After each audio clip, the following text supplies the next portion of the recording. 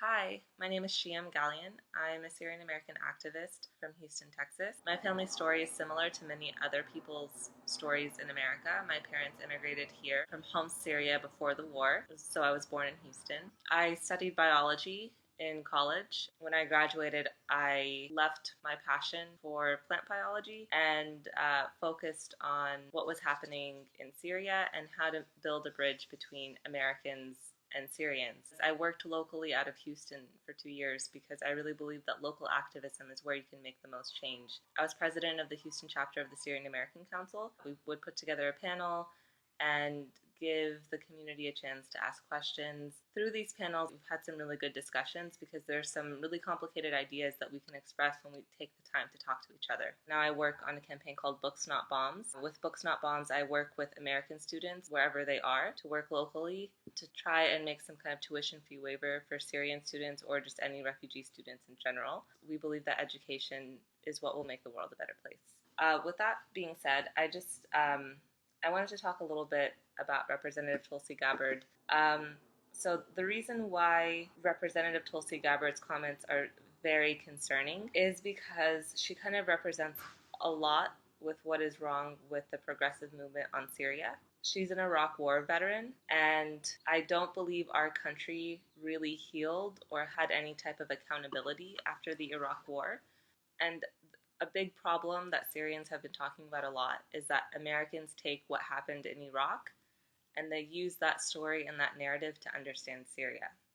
And Representative Tulsi Gabbard, because she's a representative, because she's an Iraq War veteran, and because she's a progressive, is one of the people who's really pushing that idea. How is she doing that? She met with Bashar al-Assad. I think many of you know that. And she says that the U.S. involvement in Syria is for regime change. And after Donald Trump's strikes last week on the military airport in Syria, she was tweeting out that we have to resist the U.S. getting entangled in another war.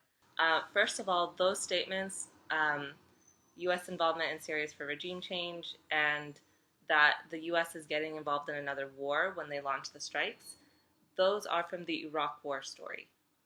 What's happening in Syria is that in 2011 there was a popular revolution, and initially the calls for the revolution were for government reform, and when the government started killing people, the demand became for the regime to step down. So the central conflict in the Syrian conflict is between the regime and the people, and the call for regime change actually came from the people. This is very well documented. And ignoring this fact takes away agency from Syrians, which is racist and colonialist, which are two principles that the progressives are supposed to be against. The second point, that the United States is risking getting entangled in another war with the strikes that Donald Trump launched last week, is false because we have been military involved in Syria since 2014, when the U.S.-led air coalition entered Syrian airspace to bomb ISIS. The United States and 5 Arab allies took advantage of a dark, moonless night to expand attacks against the Sunni terrorist group into Syria. President Obama stressed this is just the beginning of a long campaign to destroy ISIS. And if you go to airwars.org, you'll see they've been monitoring the U.S.-led coalition's activities in Syria and Iraq. And they have reports for every month, including reports on civilian death tolls because of U.S. activity. So we are already involved militarily in Syria. It just doesn't look like 2003 Iraq, which makes sense because not every conflict is the same. The reason why it's troubling, she met with Bashar al-Assad. The Assad regime, a lot of people support Bashar al-Assad because they think he stands up to American imperialism. They think that he stands up to Israel, even though Israel wants Bashar al-Assad to stay because they have a somewhat working relationship with him. They know who he is.